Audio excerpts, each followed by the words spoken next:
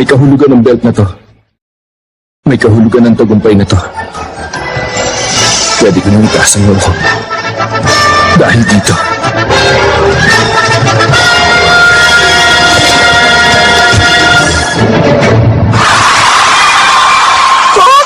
Nakakatawa naman ang pose na yun!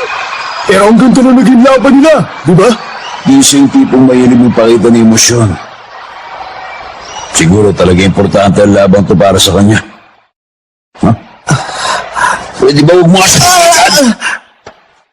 Pero sobrang cool kasi ni Miyata eh! Ano masasabi mo, Japanese champion? Anong pakiramdam na mahigitan ka ng karibal mo?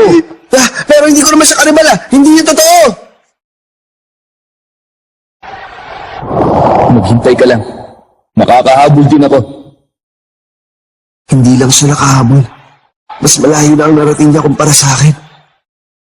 Tama. Para sa akin, napakalayo talaga na agwat namin ni Miyata. Siya ang goal ko.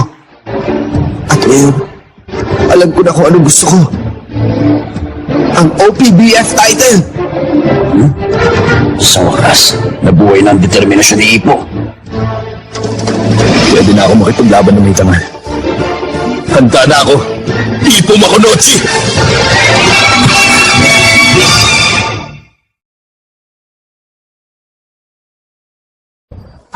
Hindi naman dito mo siya. Hindi naman nag-comment. Hindi muna siya magpapa-interview. Napagod siya ng gusto dahil sa laban. Teka, sandali lang po. Sandali lang po. Magkala na kayo sa gym para sa interview. Yun na!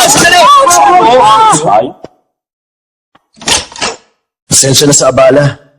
Mr. Fuji, yung manager ni Arnie Gregory na si Mr. Sagakuchi, nakita kong umalis na mag-isa kanina.